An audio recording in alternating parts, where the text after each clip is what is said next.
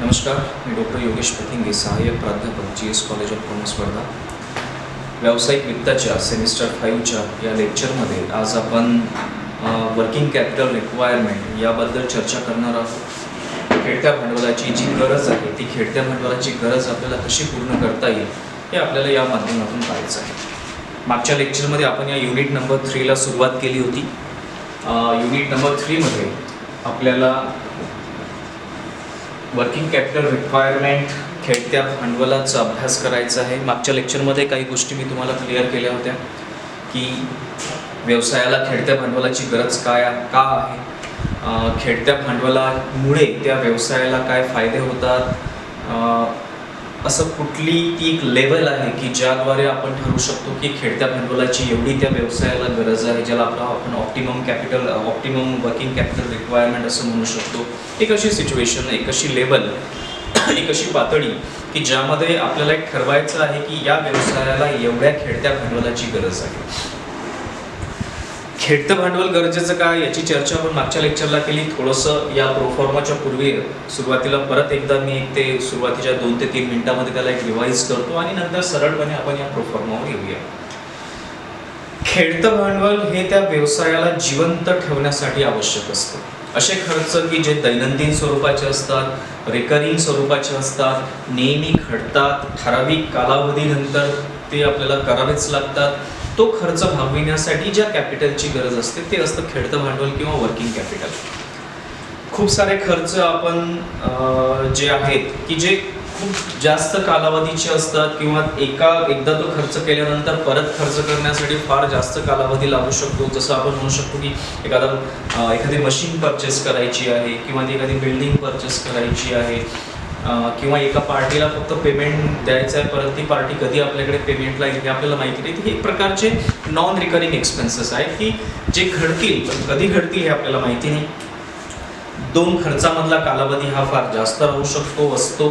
तर अशा पद्धतीच्या खर्चांसाठी आपण जनरली मग जी अशी काही अवेलेबिलिटी आहे किंवा असं काही कॅपिटल स्ट्रक्चर आहे की ज्यामधून आपण पैसा उभारू शकतो. तो खर्च झाला की त्या पैशाचं काम तिथे संपून जातं. पण व्यवसाय चालवित असताना व्यवसायामध्ये जी लोक कामं करतात, जे तुमचे एम्प्लॉईज आहेत, जे वर्कर्स आहेत, त्यांचा पगार म्हणा, इलेक्ट्रिसिटीचा खर्च, पॉवर कन्झम्पशनचा जो खर्च आहे तो, पाण्यासाठी झालेला खर्च, रिपेरिंगसाठी झालेला खर्च आणि असे खूप काही दैनंदिन खर्च, ऑफिस एस्टॅब्लिशमेंटवर झालेला खर्च, स्टेशनरीवर झालेला खर्च, पोस्टेजवर झालेला खर्च, टेलिफोन एक्सपेन्सेसवर झालेला खर्च, हा खर्च आपल्याला माहीत आहे की ठराविक अंतराने 100% राहणार आहे. त्याचा एक कालावधी राहणार आहे आणि त्या कालावधी दरम्यान तो खर्च होणारच आहे.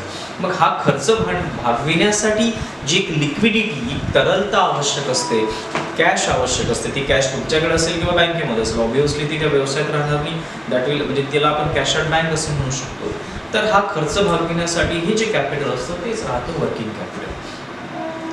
तर हा एक झाला त्याचा एक मागच्या लेक्चरला जे मी कव्हर केलं होतं त्याचा एक सारांश तुम्हाला सुरुवातीच्या 2-3 मिनिटात मी तुमच्यासमोर मांडला.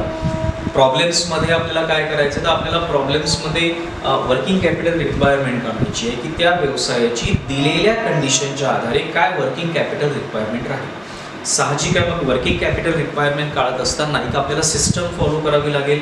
त्या माध्यमातून आपल्याला ते प्रॉब्लेम सॉल्व्ह करावे लागेल. यापूर्वीचे जे प्रॉब्लेम्स होते ते मी डायरेक्टली इथे घेतले. जसं युनिट नंबर 1मध्ये आपल्याला प्रॉब्लेम नव्हतेच, पण युनिट नंबर 2मध्ये जे आपण प्रॉब्लेम पाहिले ते आपण इथेच सॉल्व्ह केले. तिथेच मी प्रॉब्लेम दिले आणि त्याचं सोल्युशन इथेच केलं.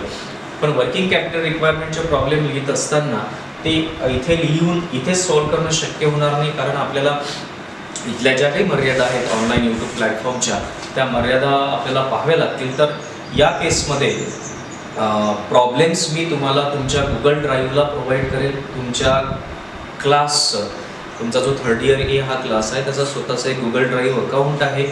ते तुम्हाला तुमच्या जीमेल अकाउंट थ्रू ॲक्सेस करावं लागेल. त्यामध्ये या वर्किंग कॅपिटल रिक्वायरमेंटचे जे प्रॉब्लेम्स राहतील त्याचा PDF मी तुम्हाला प्रोव्हाइड करेल. आज संध्याकाळपर्यंत किंवा उद्यापर्यंत तुम्हाला तुमच्या अकाउंटला ते पाहायला मिळेल. गुगल ड्राईव्ह अकाउंटला जे तुम्ही ॲक्सेस करू शकता तुमच्या जीमेल ID थ्रू. तर या विषयाची, या पर्टिक्युलर युनिट नंबर 3ची वर्किंग कॅपिटलचे जे प्रॉब्लेम्स आहेत ते तुम्हाला मी अगोदर प्रोव्हाइड करणार आहे आणि मग जे प्रॉब्लेम्स आपण त्यामध्ये लिहिलेले आहेत ते प्रॉब्लेम्स त्याच क्रमामध्ये आपण इथे सॉल्व्ह करू. त्यातले काही प्रॉब्लेम हे तुम्हाला होमवर्कसाठी पण राहतील, काही प्रॉब्लेम मी इथे क्लासमध्ये सॉल्व्ह करेल. आणि हे प्रॉब्लेम शक्यतो मी वेगवेगळ्या पद्धतीचे त्यामध्ये घेईल, म्हणजे जेणेकरून एक वेगळे प्रकार काय आहेत किंवा त्यामधल्या वेगवेगळ्या कंडिशन्स काय आहेत प्रॉब्लेममधल्या, त्या तुम्हाला व्यवस्थितपणे समजतील आणि तुम्ही ते सॉल्व्ह करू शकाल. तर आज संध्याकाळपर्यंत किंवा उद्यापर्यंत तुम्हाला तुमच्या गुगल ड्राईव्ह अकाउंटला, तुमच्या क्लासच्या गुगल ड्राईव्ह अकाउंटला, ज्याची लिंक ही तुमचा जो क्लासचा ऑथोराईज व्हॉट्सअप ग्रुप आहे त्याच्या डिस्क्रिप्शनमध्ये जर तुम्ही गेले तर तिथे तुम्हाला तुमच्या गुगल ड्राईव्ह अकाउंटची लिंक पाहायला मिळेल.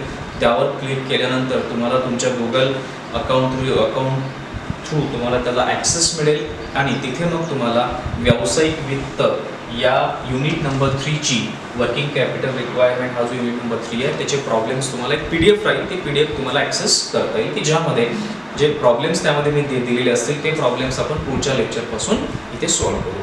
काही प्रॉब्लेम्स आपल्याला इथे सॉल्व्ह करायचे आहेत आणि काही प्रॉब्लेम्स हे तुम्हाला होमवर्क म्हणून तुम्हाला घरी तुमच्या सॉल्व्ह करायचे आहेत. तर मग प्रॉब्लेम सॉल्व्ह करायच्या अगोदर मी इथे तुम्ही पहा बोर्डवर, व्हाईट बोर्डवर एक प्रोफॉर्मा मांडलेला आहे. या प्रोफॉर्माच्या मदतीने आपल्याला नेटवर्किंग कॅपिटल रिक्वायरमेंट काढायची आहे. तर या लेक्चरमध्ये आपण प्रोफॉर्मा समजून घेऊया. जसं मी तुम्हाला सांगितलं की तुम्हाला एक PDF मी प्रोव्हाइड करेल गुगल ड्राईव्ह अकाउंटला आणि मग पुढच्या लेक्चरला सरळ आपण प्रॉब्लेम तुमच्याजवळ राहील आणि सरळ मग इथे मी सोल्युशन मांडेल आणि ते सोल्युशन मग आपण जे उत्तर राहील ते उत्तर आपल्याला समजून घ्यायचं आहे. प्रॉब्लेम ऑलरेडी तुम्हाला मिळालेलं असेल गुगल ड्राईव्ह अकाउंट थ्रू, त्यामुळे आपल्याला परत इथे प्रॉब्लेम लिहिण्याची गरज पडणार नाही.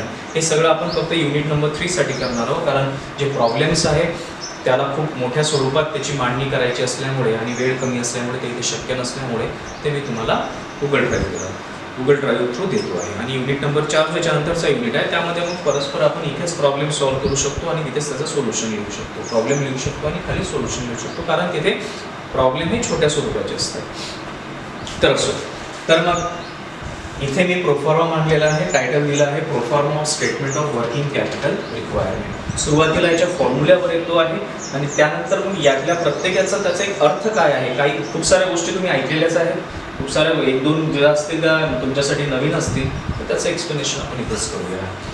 तर इथे पहा पार्ट ए आहे, ज्याला मी नाव दिलेलं आहे करंट असेट्स. हा पार्ट बी आहे, ज्याला आपण टायटल दिलेलं आहे करंट लायबिलिटीज. ही 2 पार्टची मांडणी इथे केलेली आहे. याची टोटल करून आपल्याला इथे मिळेल टोटल करंट असेट्स,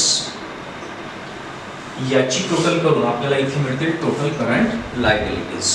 म्हणजे हा एक पार्ट झाला. याला तुम्ही एकाखाली एक लिहू शकता आणि एकाखाली एकच लिहायचं आहे. इथे बोर्डवर जागा नसल्यामुळे मी याचे 2 भाग अशा वेगवेगळ्या पद्धतीने केलाय.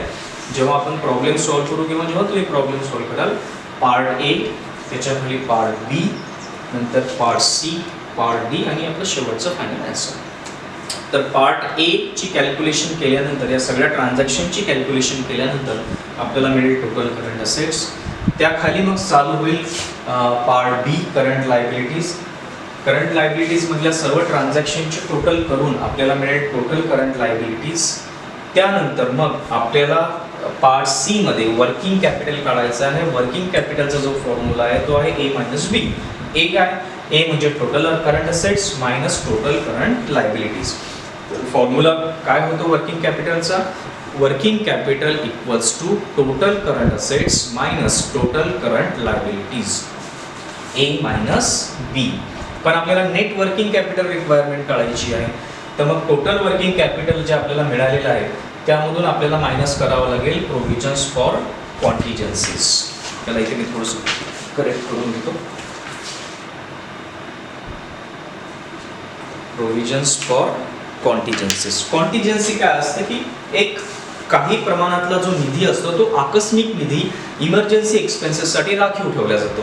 त्याचं पर्सेंटेज हे तुम्हाला प्रॉब्लेममध्ये दिला जाईल की प्रोव्हाइड 10% फॉर, कारण प्रॉब्लेम्स तुम्हाला इंग्लिशमध्ये असल्यामुळे इंग्लिश भाषा राहील. Provide 10% for contingency for emergency expenses, provide 20%, provide 25%. तर मग तेवढं पर्सेंटेज आपल्याला इथून तेवढं राखीव ठेवावं लागेल. मग नॅचरली तेवढं वर्किंग कॅपिटल मायनस होऊन जाईल, कमी होईल. तर वर्किंग कॅपिटलमधून हे प्रोव्हिजन्स कमी केल्यानंतर जे आपल्याला मिळेल ते राहील net working capital required. Total net working capital required, की एवढं नेट वर्किंग कॅपिटल हे त्या व्यवसायासाठी आवश्यक आहे. तर मग आता बोलूया अगोदर करंट असेट्सकडे. पहिला पार्ट. तर करंट असेट्समध्ये सुरुवातीचे 3 पार्ट्स तुम्हाला माहितीच आहे. त्या आर्थिक वर्षातलं stock of raw material, stock of work in progress की जे इन प्रोडक्शन आहे, रॉ मटेरियलच्या स्वरूपात पण नाही आहे आणि पूर्णपणे बनलेल्या प्रॉडक्टच्या स्वरूपात पण नाही, it is in process, work in progress, आणि स्टॉक ऑफ फिनिश्ड गुड्स की पूर्णपणे निर्मित झालेली वस्तू. तर हे सर्व स्टॉक्स करंट असेट्समध्ये येतात. त्यानंतर जे डेटर्स आहेत ज्यांना आपण कर्ज दिलेलं आहे, कॅश इन हँड आपल्याकडे असलेला पैसा, कॅश ॲट बँक बँकेच्या अकाउंटमध्ये पडलेला असलेला पैसा. त्यानंतर investment in short term marketable securities. लक्षात ठेवा ह्या करंट असेट्स आहेत. करंट असेट्स असल्यामुळे याचा जो कालावधी राहील इन्व्हेस्टमेंटचाही म्हणा किंवा ॲडव्हान्सेसचा पण म्हणा हा फार कमी राहील, कारण ह्या फिक्स असेट्स नाही आहेत, ह्या करंट असेट्स आहेत. ह्या फिक्स लायबिलिटीज नाही आहेत, ह्या करंट लायबिलिटीज आहेत. आणि ह्या short term assets, short term liabilities पण आहेत. त्यामुळे याचा जो कालावधी राहतो की इन्व्हेस्टमेंट केला किंवा लोन घेतलं किंवा लोन दिलं, तर याचा जो कालावधी राहील हा जनरली एक आर्थिक वर्षापेक्षा कमी राहील, लिमिटेड टू 1 फायनान्शियल इयर. त्यामुळे investment in short term marketable सिक्युरिटीजमध्ये या व्यवसायाने केलेली गुंतवणूक, short term fix deposit with bank, बँकेमध्ये ठेवलेले फिक्स डिपॉझिट, शब्द आपण स्पेसिफिकली इथे शॉर्ट टर्म यूज केला आहे आणि इथे शॉर्ट टर्म आपण एक आर्थिक वर्ष करूया. प्रिपेड टॅक्स, अगोदरच अग्रिम कर भरलेला असेल तर, बिल्स रिसिवेबल, काही बिल्स आपल्याला मिळायची असतील म्हणजे आपल्याकडे पैसा येणे असेल तर, एनी प्रिपेड एक्सपेन्सेस, काही एक्सपेन्सेस केलेले असतील प्रिपेड, आणि अदर कन्झ्युमेबल स्पेअर्स. तर या सर्वांना मिळून एक जी आपल्याला व्हॅल्यू मिळते ती राहते टोटल करंट असेट्सची व्हॅल्यू, की ज्यामध्ये सगळ्या काही असेट्स दिलेल्या आहेत की ज्यांचा कालावधी हा कमी आहे, म्हणून त्याला आपण म्हणतो करंट असेट्स. लायबिलिटीजकडे वळूया. तर क्रेडिटर्स, ज्यांच्याकडून आपण काही घेतलं असेल, पैसे उधारीवर घेतले असेल, शॉर्ट टर्म बोरोईंग, काही बोरोईंग आपण केली असेल, कर्ज काढले असेल पण त्याचा पण कालावधी हा कमी कालावधी असेल, शॉर्ट टर्म असेल. शॉर्ट टर्म अनसेक्युअर्ड लोन, त्यानंतर अनपेड इंटरेस्ट अँड चार्जेस, असा काही आपण कर्ज असेल की ज्याच्यावरचं व्याज आपण भरलेलं नाही आहे, अनपेड आहे. त्यानंतर ॲडव्हान्स टेकन फ्रॉम कस्टमर, की कस्टमरकडून आपण अगोदरच आपण ॲडव्हान्स घेतलेला आहे पण त्यांना प्रॉडक्टची डिलिव्हरी केलेली नाही आहे, सर्व्हिसची डिलिव्हरी केलेली नाही आहे, तो पैसा आपल्याकडे पडलेला आहे म्हणून ती आपली लायबिलिटी आहे. प्रोव्हिजन फॉर टॅक्सेशन, येणाऱ्या आर्थिक वर्षात जो टॅक्स आपल्याला भरायचा असेल आपल्या व्यवसायाला तर त्यासाठी आपण अगोदरच प्रोव्हिजन करून ठेवलेलं आहे, काही अगोदरच पैसा काढून ठेवलेला आहे पण ते पैसे आपल्याला शेवटी टॅक्सच्या स्वरूपात द्यायचे आहे म्हणून ती पण लायबिलिटी आहे. प्रपोज डिव्हिडंड, की येणाऱ्या आर्थिक वर्षात जर व्यवसायाला वाटत असेल की एक चांगल्या पद्धतीचा नफा होऊ शकतो किंवा डिव्हिडंडचं वाटप करणं गरजेचं आहे, की त्यासाठी पण मग काही थोडका जो फंड असेल किंवा काही पैसे बाजूला काढून ठेवलेले असतील डिव्हिडंड वाटप करायचं आहे म्हणून, तर त्याला पण ती पण एक लायबिलिटी आहे, कारण ते पैसे आपल्याला आपल्या शेअर होल्डर्सला, भागधारकांना द्यावे लागतील. Propose dividend. Short term public deposits, लोकांकडून आपण काही पैसे आपल्या व्यवसायात त्यांना सांगितलं आहे की तुम्ही थोड्या कालावधीसाठी आमच्याकडे पैसे गुंतवा डिपॉझिटच्या स्वरूपामध्ये. असं मी मागच्या लेक्चरमध्ये कुठल्या तरी मागच्या लेक्चरला सांगितलं होतं की कंपनीजला सेबी, ज्या काही कंपनीज असतील त्यांना सेबी परवानगी देते पब्लिक डिपॉझिट्स ॲक्सेप्ट करण्यासाठी. जसं आपण बँकेमध्ये जातो आणि डिपॉझिट ठेवतो, recurring deposit, fix deposit, short term deposit, तसं ज्या काही कंपन्याज असतात, कंपनीज ज्या आहेत प्रायव्हेट कंपनीज, तर त्यांना सेबी परवानगी देते की ठीक आहे तुम्हाला पैसे उभे करायचे आहेत, तर हा एक पैसे उभे करण्याचा एक मार्ग आहे की ज्यामध्ये जे लोक आहेत त्याच्यात शेअर होल्डर्सना नक्कीच प्राधान्य राहील, पण जो शेअर होल्डर पण नाही तो त्या कंपनीकडे आपले पैसे गुंतवू शकतो, त्यावर ती कंपनी त्या गुंतवणूकदाराला व्याज देईल, इंटरेस्ट देईल. तर तो एक प्रकारचा पब्लिक डिपॉझिट आहे, तर तो पण कमी कालावधीचा म्हणजे शॉर्ट टर्म पब्लिक डिपॉझिट. काही एक्सपेन्सेस आहेत की जे आउटस्टँडिंग आहेत, अनपेड आहेत ते, आणि बँक ओव्हरड्राफ्ट. जर बँकेने तुम्हाला काही ओव्हरड्राफ्ट दिला असेल नक्कीच ती त्यावेळेसची फॅसिलिटी असते, पण त्यावर पण तुम्हाला बँकेला व्याज द्यावं लागतं, ते पैसे परत करावे लागतात. तर ह्या सगळ्या प्रकारच्या ज्या लायबिलिटीज आहेत ह्या कमी कालावधीच्या त्याच आर्थिक वर्षातल्या लायबिलिटीज असल्यामुळे त्याला आपण म्हणतो करंट लायबिलिटीज.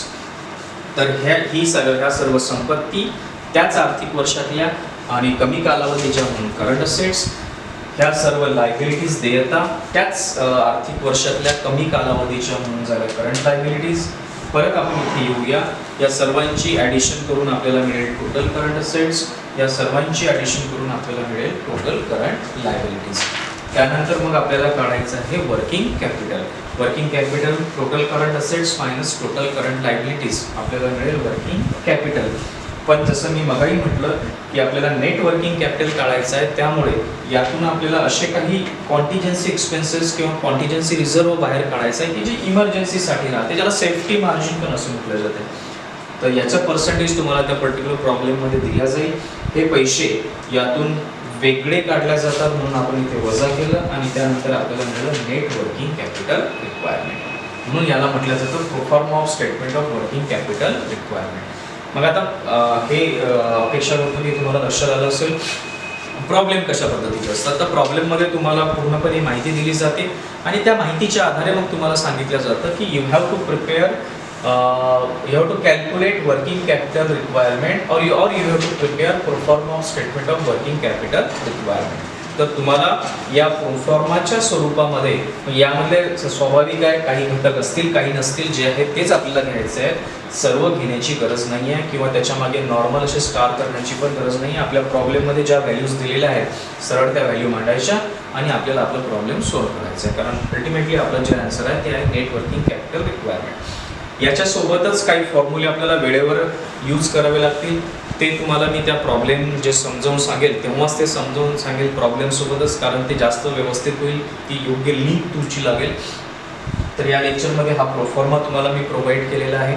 जसं मी तुम्हाला अगोदरच सांगितलं की उद्यापर्यंत तुमच्या गुगल ड्राईव्ह अकाउंटला ज्याची लिंक ही तुमच्या व्हॉट्सॲप ग्रुपच्या क्लासच्या ऑथोराईज व्हॉट्सॲप ग्रुपच्या डिस्क्रिप्शनमध्ये दिलेली आहे. तिथे जाऊन ती तुम्ही पाहू शकता, ॲक्सेस करू शकता. तिथे तुम्हाला PDF पाहायला मिळेल. उद्यापर्यंतची वेळ आहे, उद्यापर्यंत तुम्हाला ते मिळून जाईल आणि त्यामधले जे प्रॉब्लेम्स राहतील पर्टिक्युलरली या युनिट नंबर 3चे वर्किंग कॅपिटलचे ते आपण त्याच क्रमामध्ये घेऊया. आणि जसं आताच मी सांगितलं की प्रॉब्लेम सॉल्व्ह करताना प्रोफॉर्माच्या सोबतीलाच काही व्हॅल्यूज आपल्याला रेडीमेड मिळणार नाही, दिलेल्या नसतील. त्या व्हॅल्यूज आपल्याला फॉर्म्युल्याच्या मदतीने काढायचे आहेत. तर ते फॉर्म्युले प्रॉब्लेम जेव्हा मी सॉल्व्ह करेल इथे तेव्हाच ते फॉर्म्युले तिथे मांडलेले राहतील, जेणेकरून मग तुमची लिंक त्या प्रॉब्लेमच्या सोल्युशनची आणि फॉर्म्युल्याची जुळून येईल आणि ते तुम्हाला समजेल. तर पुढच्या लेक्चरला आपण प्रॉब्लेमला स्टार्ट करू. तर प्रॉब्लेमचा तो व्हिडिओ पाहण्याच्या अगोदर तुम्ही हा व्हिडिओ व्यवस्थित पहा, ह्या प्रोफॉर्माचा व्यवस्थित अभ्यास करा. उद्यापर्यंतची ती लिंक तुम्हाला ती मिळून जाईल प्रॉब्लेमची आणि त्यानंतर आपण त्या क्रमातच मग प्रॉब्लेमला सॉल्व्ह करू.